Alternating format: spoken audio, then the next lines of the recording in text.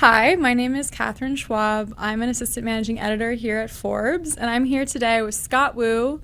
He is the CEO and co-founder of a very hot AI startup called Cognition. It's valued at $2 billion, and they make an autonomous AI coding tool called Devin. So, Scott, welcome. Thanks for being here with us.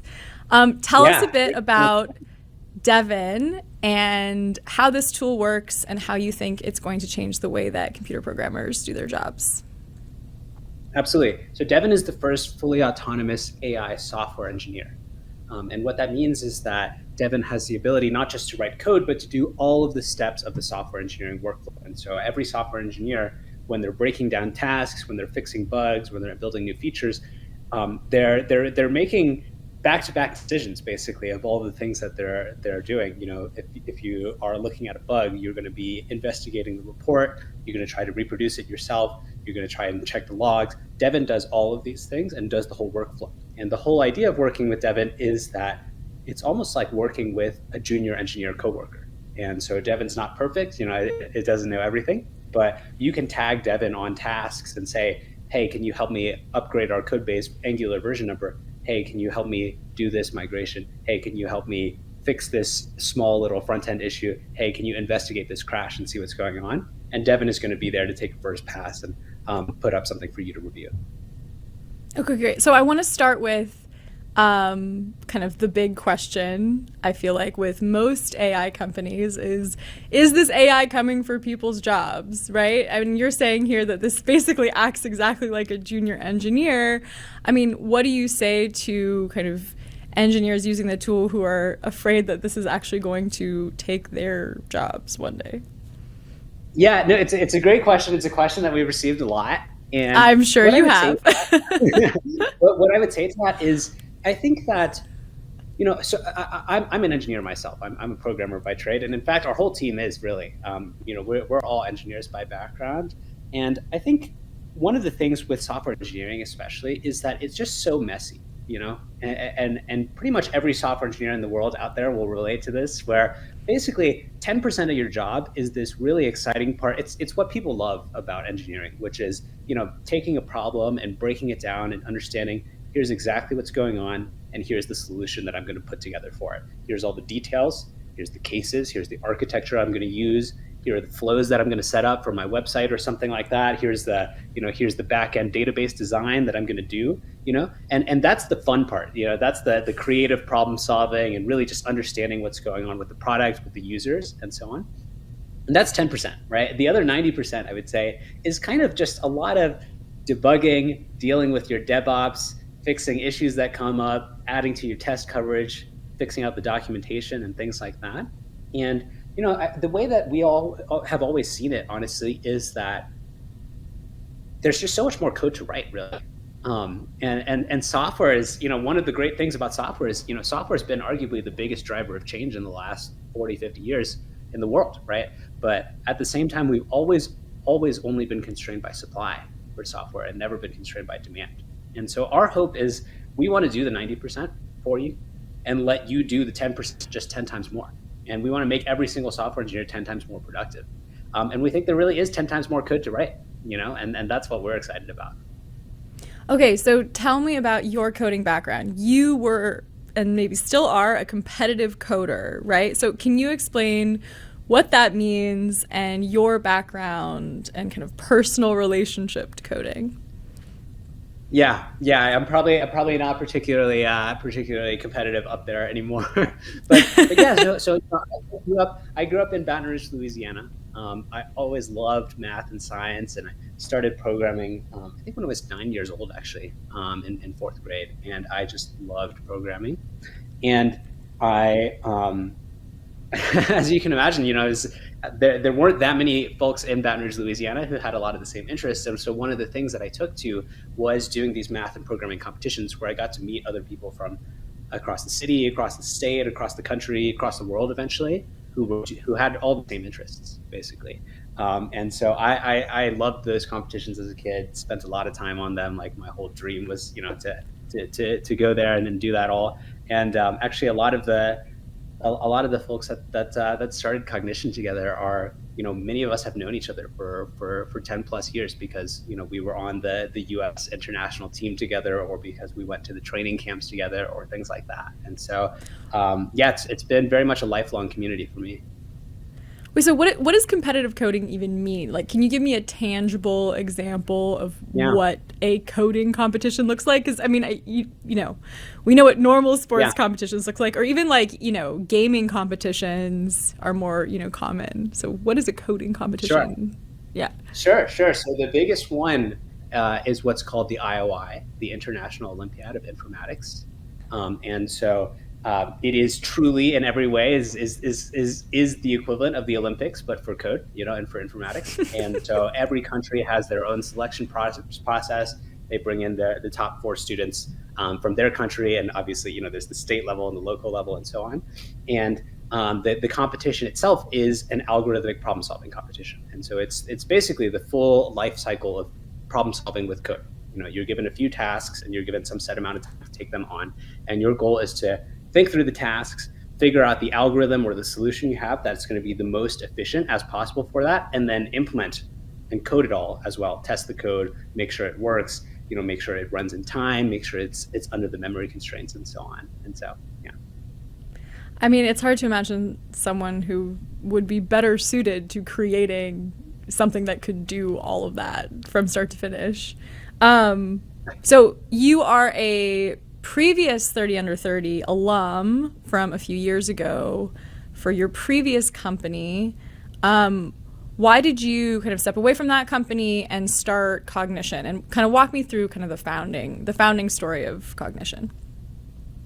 Yeah, absolutely. So before this, I ran Lunch Club, which was an AI company for professional networking. I ran that for about 5 years. And yeah, with Cognition, I think I think there were kind of a few things that came into play at the same time. And like I mentioned, it was it was a lot of it was a tight group of friends who we've all known each other for 10 plus years, getting together and talking about what we wanted to build next. And it was, from the beginning, it was always about code, and it was always about specifically building autonomous agents for code, as like systems that can reason and iterate and make decisions in the real world and see the outcomes of those decisions. And it's really teaching an AI to code is, for a bunch of programming nerds like us, is probably the coolest single thing that we could imagine working on. And we were all really, really excited to do that together and to build that together. And it initially was, very much a kind of like a research initiative, of how do we figure out this multi-step decision making and planning. And it's obviously, quite different, to have an actor in the real world that's making decisions versus, for example, a chatbot that's just responding to questions that you ask, right? And over time, as we started building it more and more, we eventually saw that it could really actually be useful even for ourselves or for software engineers around the world. And that's what really started with Devin. And so, yeah, it's always been code, and it's always been, autonomous multi-step decision making. But I think over the course of the last year or so, it's changed quite a bit. Was there kind of an aha moment for you where you kind of realized the potential of what this tool could do? Yeah. The one of the earliest fun moments for us, I still have a recording of this actually, is when we started building what became Devin internally. And at the time, again, it was very kind of theoretical, almost, is how I would describe it. Like, a lot of it was seeing if we could get the agent to navigate and make decisions. And we were building out a lot of our own infrastructure, and part of that, what that involved, was setting up our own database and doing. And if you've ever done this yourself, you know that it never really gets easier. It's always like running into the next error, figuring out what's going on, debugging that, and so on. And a lot of this DevOpsy stuff. And so we just that was the first one where we said, hey, Devin, just take a shot at this. Let's see. And we didn't really even believe it at first, but Devin actually did it. Devin went through and figured out what was going on, what files were missing, what ports were open, or all these little things with your setup that make the setup work or not work, and then got it done end to end. And that was one of the kind of first really, really fun moments. And obviously there was still a lot to do to actually build that into a real product from there. But yeah, that was probably the first one. So when did you actually launch Devin into the world, and what was the reaction? Yeah. We launched Devin in March of this year, and yeah, I mean, it was really exciting for us to get the chance to put Devin out there and to show people what was possible. And I think that for a long time, the view, especially with researchers in the space in AI, was that these agents, these autonomous decision makers, were definitely the future. They would definitely come, and they would be the kind of the dominant use case, but technology itself was still years and years away. And we had always thought from the beginning that there was actually so much more to do right now, and that so much was possible right now. And so it was yeah, we were really lucky to get the chance to kind of show what was possible with Devin. And since then, we started working with enterprise customers basically the day after we launched. We're bringing on customers and so on, and now we're getting to share a lot of the stories of what they're seeing with Devin internally. So. Okay, so I know there was also a little bit of pushback when you first launched, and some critique around kind of overselling what Devin can do in some of your marketing language. And I'm curious how you respond to that, and how you've addressed those concerns in terms of, hype. What's hype and what's kind of overstatement versus what the tool can actually do. Yeah, absolutely. Yeah, I think there's a few there's a few components to it, and I think one of them, as we've kind of said, is there really is a lot of fear. I think people with AI have always kind of asked this question of like, well, is this coming from me? What happens next? And I think one of the big things that has helped is honestly for us to just get the product out there more and more, and to get people to try it out themselves and to see it. And for one, obviously it lets them see the capabilities for themselves, but also I think we use Devin all the time when we're building Devin. Devin is the number one contributor to Devin codebase, right? and we love it, and I think like getting to actually work with Devin and see it out there and doing work with you, it makes you really see just how much of the human side that there actually really still is, if that makes sense. And so we've seen this all the time where, in our own internal communications, for example, we have a channel where we keep track of front-end feature requests, right? We have a channel where we keep track of system crashes that come up. We have a channel where we keep track of little bugs or nitpicks that get reported, right?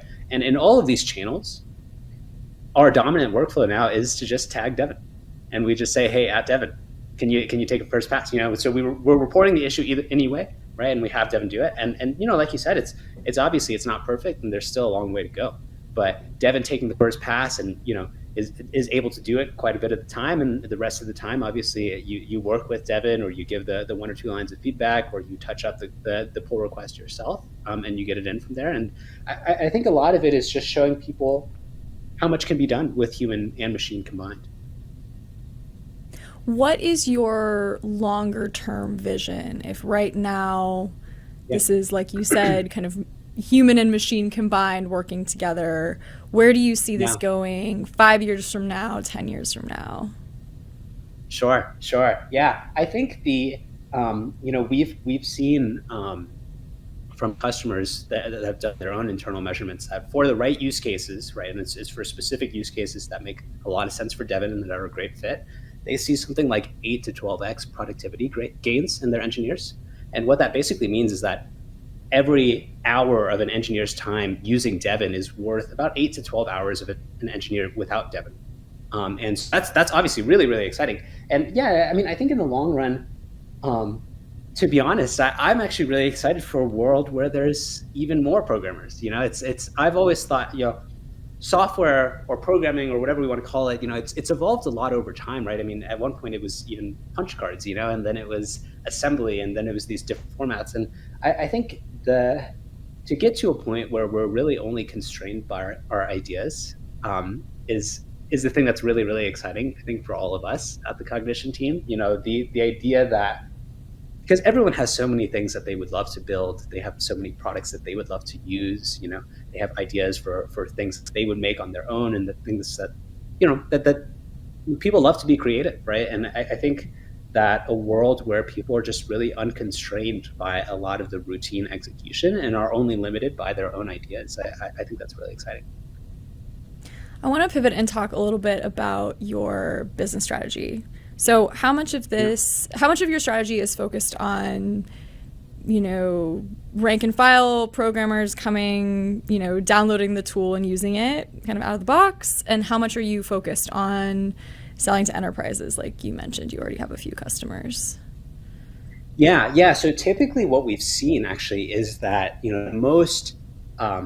the most tech forward enterprises or the most tech forward teams are typically the ones that are, able to really adopt and move with Devin the quickest. And so it's, in that sense, like a lot of it is honestly almost like a reframe of mindset, right? Of how can you delegate tasks? Like I think the best way to describe it is it's almost like making every software engineer into their own engineering manager, and you get to manage your own army of devins, your junior devin engineers, and you're working with your devins to do tasks. And obviously that's a pretty big change in workflow. And so what we've seen is that we work with larger enterprises. We also work with a lot of startups and smaller teams, for example. But across the board, what we typically see is that the tech forward teams and the ones that are really excited to kind of adopt the new workflows and take these things on, they're the ones that are able to get the most value out of Devin. Great. So you're not the only company trying to do this. There's a number of companies that are building coding tools. It's kind of the number one use case for generative AI. And I imagine maybe your top competitor is even just ChatGPT, which is not a coding specific tool, but is the most used tool in this space. So I'm curious how you think about, Devin being different than your competitors, and how does a, few-year-old tiny startup go up against, OpenAI or like GitHub, which obviously has Copilot, which is one of the most well used coding tools as well. How do you think about going up against these giants, and what is your game plan? Yeah, absolutely. And so what I would say to that is, code is so enormous. And there's just so much out there. There's about 30 million software engineers in the world. And again, the demand for software engineers is maybe infinitely more than that, right? And so there's just so much more to build with code. And what we've actually found is that there's a lot of great opportunity, I think, to work together and do a lot of positive sum collaboration. And so we work closely with OpenAI. We worked with them, for example, on their launch of the O1 model just a few months ago. We work very closely with Microsoft. We're partnered with Microsoft, and Microsoft obviously owns GitHub and VS Code and the whole stack there. And they know developer experience better than anyone, right? And I think what we've typically seen is, a world of code abundance is a world where just much more is possible, right? And I think that there's actually a lot of win-win scenarios there. I think as far as what makes Devin unique or what is really special about the use cases of Devin, a lot of it comes down to this, just a fully autonomous, deeply integrated agent experience for code, right? And so, ChatGPT, you gave us a great example of, ChatGPT will answer your code questions better than anyone, right? But for example, like to be able to look deeply into your own code base, make a few edits, test it out, see if the new code is correct, maybe file a report or things like that, or respond to an issue or respond to feedback from your software engineering team. All of that whole experience, that is how software is built. And we've really built Devin specifically with that in mind, having it be a deeply integrated coworker. Okay, last question for you. There's been so much hype about AI in 2023, 2024. Looking ahead into 2025, what is next for Cognition, and where do you see this field going in general? What is overhyped and what is right on the money? No, I mean, I think the space as a whole, obviously, we're in a very exciting time for AI, and like you said, I think there is quite a bit of hype and a lot of kind of buzz about that. I think what I would say to that, I think, is like, AI is not the tool that's just going to solve all of your problems for you. It's not going to be like a magic solution or anything like that, right? What it will be is it'll be a tool that basically allows you to figure out for yourself what are the most important problems to solve and gives you the power to solve them and to do more with them. And so I think across the board, that's generally the trend that I've seen, is that a lot of it is about is really just about kind of like optimizing you and giving you the ability to do more or to focus on what matters, rather than just taking you out of the equation and just solving all of your problems for you. And so I'm personally really excited about, impacting AI across all of these different spaces. I mean, I think sales, marketing, video, finance, accounting, legal, education. I think there will be, big changes in AI. And I think obviously it'll take some time, but yeah, it's a very exciting period for us. Great. Scott, thank you so much for your time. This has been wonderful, super interesting stuff, and we'll see you next time. Thank you so much, Catherine.